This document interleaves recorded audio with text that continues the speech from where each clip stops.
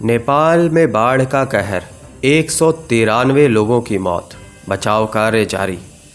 नेपाल में भारी बारिश के कारण आई बाढ़ और भूस्खलन से मरने वालों की संख्या 193 तक पहुंच गई है, जबकि सोमवार को राहत और बचाव कार्य तेज कर दिया गया है।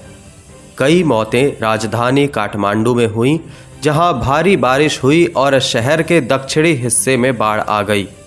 पुलिस ने एक बयान में कहा कि पूरे हिमालयी देश में 31 लोगों के अभी भी लापता होने और 96 लोगों के घायल होने की सूचना है।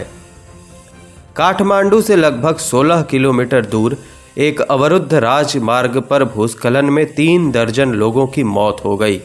भूस्खलन ने कम से कम 3 बसों और अन्य वाहनों को दफन कर दिया, जहां लोग सो रहे थे क्योंकि राजमार्ग अवरुद्ध था। काठमांडू का पूरे सप्ताहांत संपर्क कट गया था क्योंकि शहर से बाहर 3 राजमार्ग भूस्खलन से अवरुद्ध हो चुके थे। मजदूर पहाड़ों से बह गई चट्टानों, मिट्टी और पेड़ों को हटाकर अस्थायी रूप से प्रमुख पृथ्वी राजमार्ग को खोलने में सक्षम हो पाए।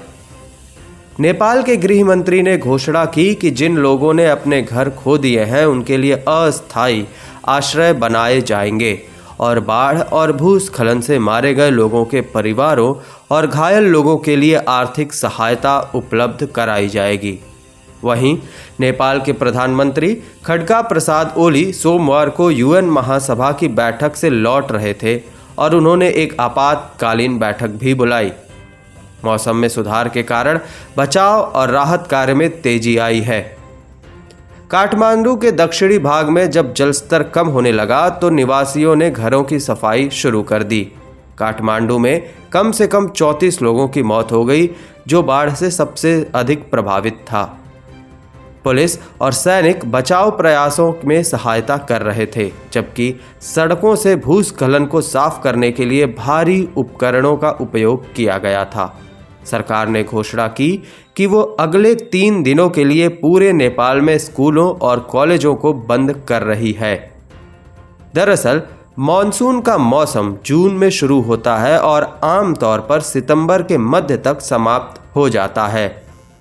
इस बीच ये भी खबर आई है कि उत्तरी बांग्लादेश में बारिश और अपस्ट्रीम भारत से बढ़ते पानी के कारण निचले इलाकों में बाढ़ से लगभग 60,000 लोग प्रभावित हुए हैं।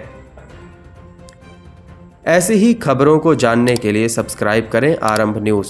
साथ ही इस पोस्ट को लाइक करें, कमेंट करें और शेयर करना न भूलें।